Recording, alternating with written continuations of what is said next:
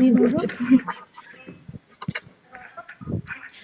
Oui, donc moi aujourd'hui je vais vous parler en fait du pouvoir de captation des végétaux, leur pouvoir de captation des polluants notamment émis par le trafic autoroutier. Donc comment on va utiliser les végétaux pour caractériser la concentration en polluants et la nature des polluants. Donc slide suivante. Je vois pas mon diapo par contre, je suis désolée. Alors ça va arriver, il est là. Ok. Donc tout d'abord, pourquoi les particules fines? Donc on sait aujourd'hui que c'est quand même un sujet assez comment dire, développé au niveau de la qualité de l'air. Donc on sait que, enfin, on choisit pas l'air qu'on respire, et les particules fines vont être souvent émises par le trafic en zone urbaine ou périurbaine. Si c'est la source principale, ça va être le trafic. Elles se caractérisent sur plusieurs tailles.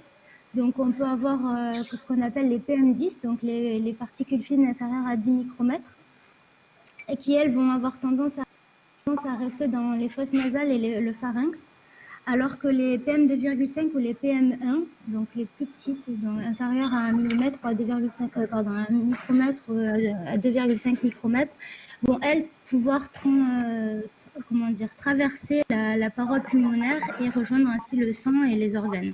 Donc c'est un effet quand même assez sociétal assez majeur.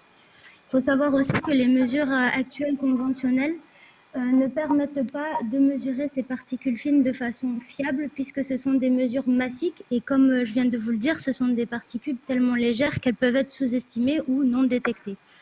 Donc c'est pour cela que nous, on va utiliser une méthode de biosurveillance assez innovante qui correspond au magnétisme environnemental. Donc on va utiliser en fait les caractéristiques magnétiques des particules fines qu'on va analyser sur des végétaux. Donc il faut savoir, donc ça part du principe en fait qu'il y a une relation directe entre l'enrichissement en métaux et en particules fines, donc en polluants, et l'augmentation donc du signal magnétique de ces particules-là. Pour le principe, en fait, il faut savoir que lorsqu'on a un végétal qui est complètement dénudé de particules, donc complètement propre, comme c'est de la matière organique, on ne va pas avoir de signal magnétique parce que les moments magnétiques vont être tous orientés dans différentes directions. Alors que lorsque les particules vont se déposer sur les végétaux, il faut savoir que les particules fines sont composées donc de carbone dans lesquels sont insérés des oxydes de fer, des métaux, etc., donc des minéraux à fort potentiel magnétique. Lorsqu'on va les soumettre à un champ magnétique, on va être capable de pouvoir détecter la concentration en particules à l'aide de l'intensité du paramètre magnétique mesuré. Donc ça va nous permettre de cartographier les différents polluants. Donc, comme je vous ai dit, on part du principe qu'on a une relation directe entre les concentrations en métaux, en éléments traces métalliques, et notre paramètre magnétique qui est en ordonnée, qui s'appelle l'aimantation rémanente isotherme. Donc ici, en fait, on a voulu voir cette corrélation pour différents végétaux. Donc on a l'arbre de Judée, le cis de Montpellier, la coronie, le cyprès, le chêne et le romarin. Et on voit bien qu'on a une relation en fait qui est linéaire avec une augmentation concomitante des deux paramètres. Alors bien sûr c'est différent selon chaque végétal, mais on a quand même cette relation directe, ce qui nous permet de confirmer notre hypothèse et de notre méthode en fait. Donc si on passe à la diapo suivante, je vais juste vous expliquer vite fait comment on va caractériser notre donnée. Donc en fait ce qu'on veut c'est évidemment isoler le signal trafic. Et pour cela, il va falloir s'isoler du bruit de fond. Donc le bruit de fond, ça peut être le bruit lointain, entre guillemets, donc ça peut être les transports, les feux de forêt, etc. Mais un bruit de fond aussi plus régional avec l'agriculture, pour le cas de Montpellier. Et ensuite, on va aussi vouloir, dans le milieu urbain, s'isoler de tout ce qui est activité industrielle et chauffage domestique pour vraiment isoler que le signal trafic. Et c'est pour cela qu'on va caractériser notre mesure selon une variation relative par rapport à une mesure de référence. Donc on va comparer notre mesure par rapport à une mesure de référence qui a été prise évidemment loin du trafic, considérée comme loin du trafic.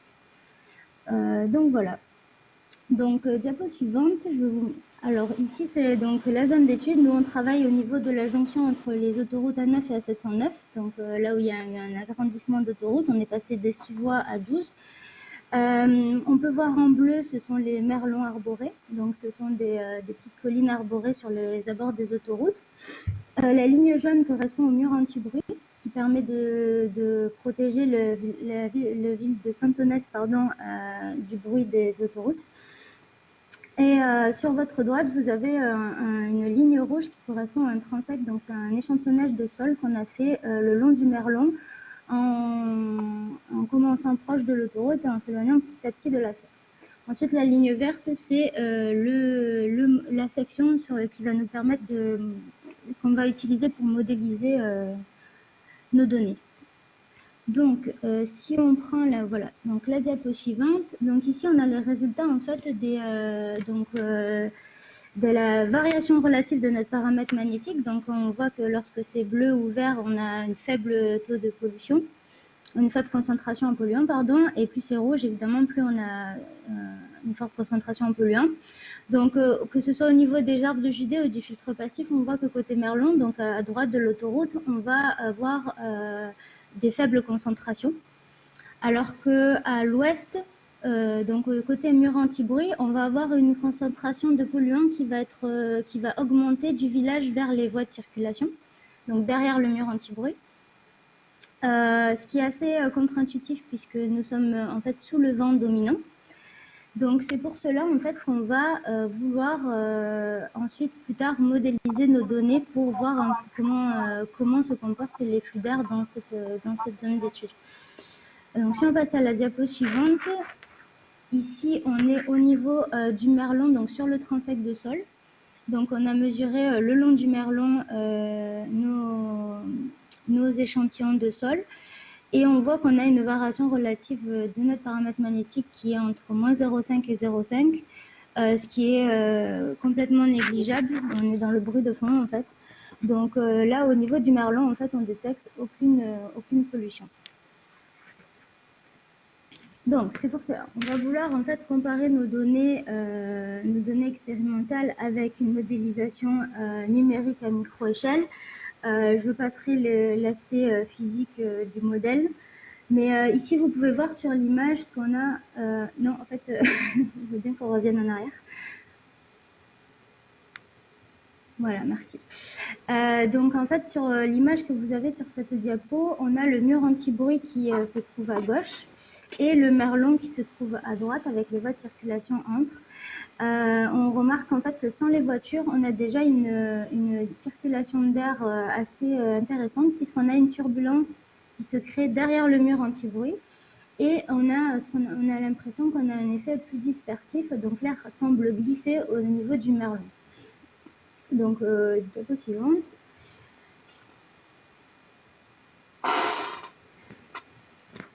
Donc ici, c'est rapidement pour vous dire comment on a créé notre modèle. Donc on a fait un maillage de la configuration de notre autoroute. Et à l'intérieur, on a créé des boîtes qui correspondent aux voies de circulation dans lesquelles on a intégré donc les voitures avec des données réelles de circulation qu'on a obtenues chez Vinci et Autoroute. Donc avec un nombre moyen de voitures, puis voilà, après avec la circulation de l'air, du vent, etc. Donc ici, c'est en fait, on a utilisé ce qu'on appelle aussi des appels d'air qui sont spécifiques à chaque voiture. Donc chaque voiture, que ce soit un camion ou une voiture, une berline, va créer ce qu'on appelle un appel d'air. Et c'est ça qu'on va devoir également modéliser dans notre modèle. Enfin, utiliser dans notre modèle, pardon. Donc voilà, dans cette diapo, on a le résultat de la concentration en PM2,5 dans notre modèle, donc avec la configuration de l'autoroute telle qu'elle est. On a un vent qui vient de l'ouest. On remarque que lorsqu'il rencontre le mur anti-bruit, les vecteurs vitesse changent drastiquement de direction et vont se redresser petit à petit pour ensuite glisser au niveau du Merlon à droite. On remarque également que le maximum de concentration en PM2,5 va se retrouver sur la voie la plus à gauche de l'autoroute. Comme ce que l'on voyait au niveau des mesures sur les arbres de Judée et les filtres passifs que je vous ai présentés plus tôt. Donc là, ça confirme bien nos données. Ensuite, voilà. Ensuite, on a voulu pousser un peu plus loin en essayant de modéliser ce qui se passe au niveau d'un profil vertical. Donc, on a fait sur différents profils. Ici, c'est un peu donc pour vous montrer les numéros là dans la case numéro B, dans la case B pardon, on a le profil 1 qui correspond à derrière le mur anti-bruit. Ensuite, on a le profil 2 devant le mur anti-bruit. Le 3, c'est proche des voies de circulation. Le 4, ça va être devant le merlon. Le 5, en haut du merlon. Et le 6, derrière le merlon. Donc, si je vous montre les données de ces différents profils, diapo suivante, s'il vous plaît.